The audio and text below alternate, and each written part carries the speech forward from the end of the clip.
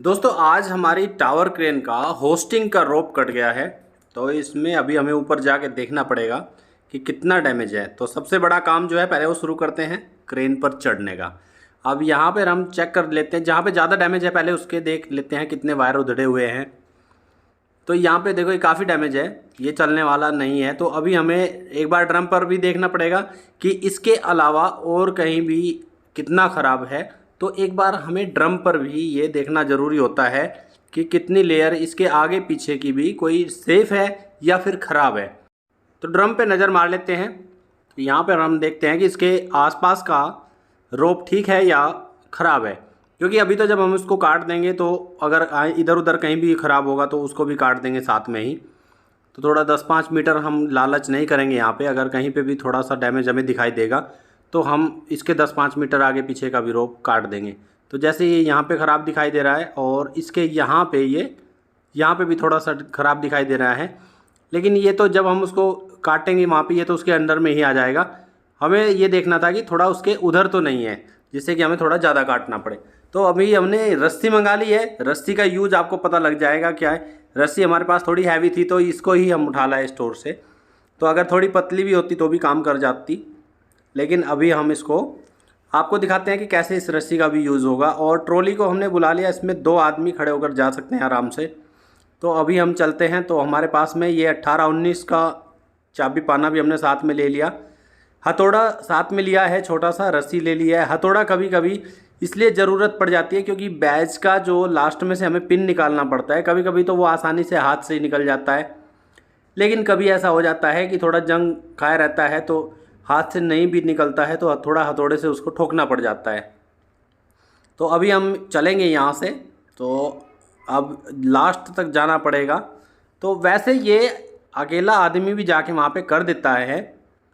तो अभी हम साथ में 2 जा रहे हैं क्योंकि एक हमारा वीडियो पर्पस भी है, इसमें हमारा स्वार्थ आप मान सकते हैं थोड़ा। तो इसलिए हम 2 जा रहे हैं ट्रॉली में। तो ट्रॉली में 2 जा सकते हैं, इसमें ऐसी कोई दिक्कत नहीं है। इतनी जगह उसमें रहती है कि 2 बंदे आराम से उसमें खड़े होकर जा सकें। तो वीडियो पर्पज़ से हमें जाना ज़रूरी है वहाँ पे, क्योंकि ऐसे आपको पता नहीं लगेगा। अगर हम नीचे से दिखाएंगे तो वहाँ पे हमें जाना पड़ जाता है कि आपको एकदम स्पॉट पे वहीं पे दिखाया जाए कि ये कैसे खोलते हैं, कैसे हम इसको लगाते हैं। तो बिल्कुल लास्ट में पहुँच के बूम पर, और तब जाकर हम इसको खोलेंगे वहाँ से। और वहाँ पे हमें क्या क्या खोलना पड़ता है वो आपको यहाँ पे पता लग जाएगा। तो यहाँ पर सबसे पहले हम रस्से को लॉक कर देंगे, जिससे कि अगर हम वहाँ से खोल लें तो बैज यहाँ से लटक जाए नीचे थोड़ा और एकदम से झटका ना मारे। तो यहाँ पे हम एक सरिया और यू क्लैंप हम साथ में लेके आए हैं।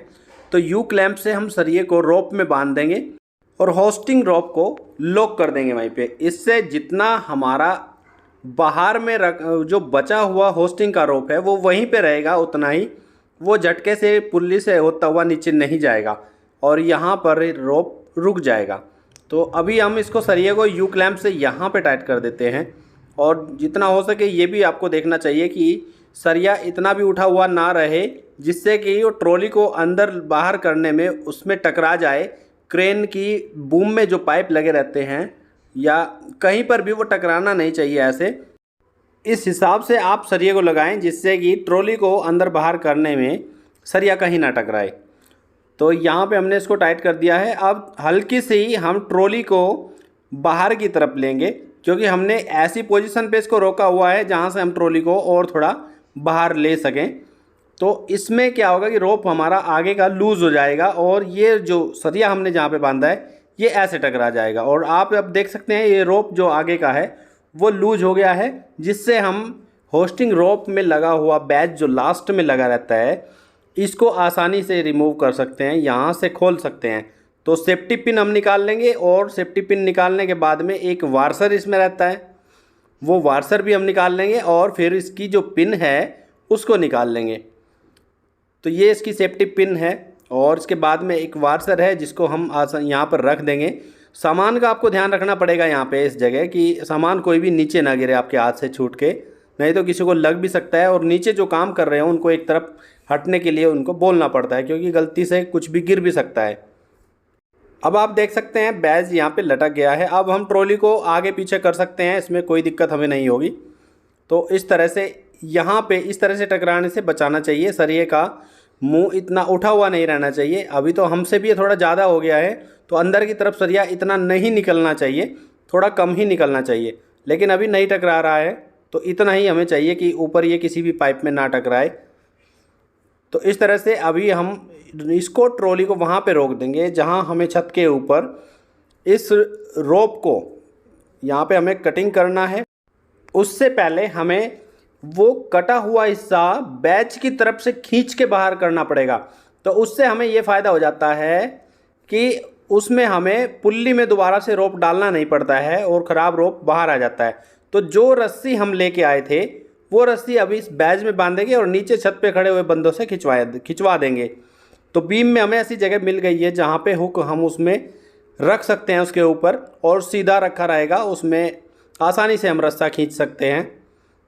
तो ये यहाँ पे हम इस रस्सी को बांध देंगे और इससे छत पे खड़े हुए बंदों से ये रोप खुलवा देंगे और ये रोप खिंचवा देंगे। खुलवाना तो नहीं है, खिंचवाना है, क्योंकि हमें उसे काटना है।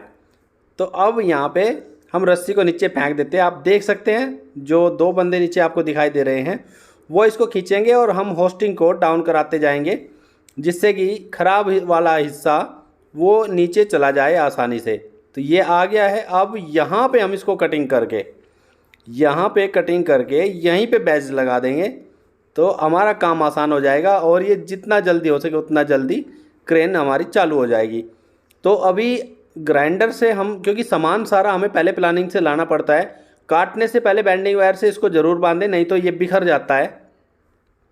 तो इसको अब हम यहाँ से ग्राइंडर से काट देंगे और काटते टाइम आप सेफ्टी का अपनी ध्यान रख सकते हैं, क्योंकि हमने यूज़ की है नहीं वो एक अलग मैटर है दोस्तों, लेकिन आप प्लीज़ अपनी सेफ्टी कर सकते हैं। तो आँख पे ज़रूर चश्मा कुछ लगा के रखें, गोगल्स ऐसा जो आपके आँख में कुछ ना डले, और जितना हो सके उसको आँख की एकदम सीध से थोड़ा दूर रखना चाहिए। आँख की सीध में एकदम नहीं चलाना चाहिए ग्राइंडर। बैच के पास से भी हम इसको काट देंगे थोड़ा, जिससे कि एक बंदा क्लैंप खोलने में लग जाए और दूसरा बंदा हमारे साथ में इसको रोप को फंसाने में लग जाए इसमें। तो इस तरह से हम काट देंगे। 13 mm का रोप होता है ओरिजिनल गेज, जो कंपनी से ACE से आता है। वैसे हम 14 mm बोल देते हैं इसको, लेकिन 13 mm स्टैंडर्ड साइज इसका कंपनी भेजती है। तो ये हमने इस तरह से काट दिया है और इसमें से इसकी एक आई निकलती है जिसमें ये लॉक रहता है रस्सा। तो ये यहाँ पे एक बंदा हमारा ये रोप ये क्लैंप खोल देगा और हमने इसमें यहाँ पे फंसाने का काम शुरू कर दिया है इसमें रस्से को। तो इस तरह से फंसा देंगे और रस्से के बीच में आई फंसा देते हैं। वो हमने पहले भी, हमारी वीडियो आपको मिल जाएगी इस चैनल पर, तो उसमें हमने पहले भी ये प्रोसीजर दिखाया हुआ है, लेकिन अभी दोबारा से हमें दूसरी क्रेन में दिक्कत आई है तो इसलिए हमने इसकी भी वीडियो आपको दिखा दी है। दोस्तों स्टोर से जो रस्सी लेके आए थे इसका काम इतना ही था कि हमें ऊपर से रस्से को खिंचवाना था। तो अब हम इसको टाइट कर देंगे और बैज से लगभग 3 मीटर की दूरी पर ये सरिया फिर वापस से बांध देंगे, जिससे कि हमें वो लूज वाला हिस्सा रस्से का वापस से मिल जाए कनेक्ट करने के लिए, और ये पुल्ली पे जाके ये सरिया अटक जाए। तो अब इसको टाइट कर देंगे और बैच के पास में भी जो क्लैंप लगाए हुए हैं वो भी अच्छी तरह टाइट करेंगे। और इसमें हम ये भी देख सकते हैं कि हम इसको हाथ से खींच के या पैर से दबा के उतना ज़्यादा आई को टाइट नहीं कर पाते हैं। उसके लिए हमें एक तरीका और भी अपनाना पड़ता है कि इसको कॉलम में ऐसे फंसा के और किसी सरिये में, तब हम इसको झटका भी मार सकते हैं और या फिर खींच के ऐसे टाइट कर सकते हैं जिससे कि ये अच्छी तरह टाइट हो जाए। तो अब ये काम कंप्लीट हो गया है। अब हम होस्टिंग शुरू करेंगे और इसको ऊपर उठाना शुरू करेंगे। तो जितना भी रस्सा हमारे पास में लूज है सब चला जाएगा ऊपर, ही ड्रम पर लिपट जाएगा, और जो सरिया हमने इसमें बांधा हुआ है वो वापस से वहीं पुल्ली पर जाकर अटक जाएगा। और उसके बाद ही हुक यहाँ से उठना शुरू होगा। जब तक ये सरिया वहाँ पे नहीं अटकेगा तब तक ये हुक यहाँ से नहीं उठेगा। ये आप देख सकते हैं, क्योंकि वहाँ तक तब तक इसको प्रेशर नहीं मिल पाएगा जब तक ये वहाँ पे सरिया नहीं अटकेगा। तो पहले स्पीड से हम इसको वहाँ पे पहुँचा लेते हैं। तो ये सरिया आप बंधा हुआ देख सकते हैं और वो वहाँ पे ऊपर जाके अटकेगा, तब जा कर के ये हुक उठना यहाँ से अब शुरू होगा। तो अब वो वहाँ पर अटक गया है अब वो हुक धीरे धीरे ऊपर चला जाएगा। स्पीड में भी उठा सकते हैं अगर आपने अच्छी तरह से बांधा है। अगर आपने लूज बांधा है तो उसमें आपको दिक्कत आ सकती है, फिर बैज वहाँ पे फंस जाता है जाके, और आपको फिर वापस से उसको खींचने में दिक्कत हो जाएगी। तो इस तरह से ये अब यहाँ से हुक ऊपर चला जाएगा और अब हमें ऊपर जाकर इसको कनेक्ट कर देना होगा और इस तरह से इसका काम कंप्लीट हो जाएगा। इसमें आपको कोई ज़्यादा टेंशन वाली बात नहीं है और ना ही पुल्ली में से आपको बार बार रस्सा डालने की ज़रूरत पड़ेगी। तो क्योंकि इसमें हमने बिल्कुल पुल्लियों के बाद में से ही खींचा था, तो इसलिए ये काम बिल्कुल आसान हो जाएगा और 1 से 1.5 घंटे में हमारा ये काम हो गया है लगभग। तो अब इसको कनेक्ट कर देते हैं। जैसे हमने खोला था वैसे ही इसको कनेक्ट कर देंगे। पहले पिन लगाएंगे, फिर वार्सर लगाएंगे और फिर इसका सेफ्टी पिन लगा देंगे।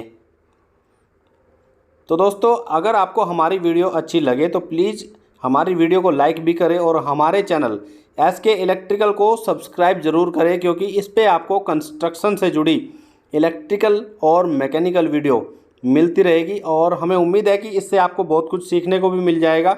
हाँ, एक चीज़ है कि सेफ्टी आपको इसमें ज़्यादा सीखने को नहीं मिलेगी, उसके लिए हम दिल से माफ़ी चाहते हैं। धन्यवाद।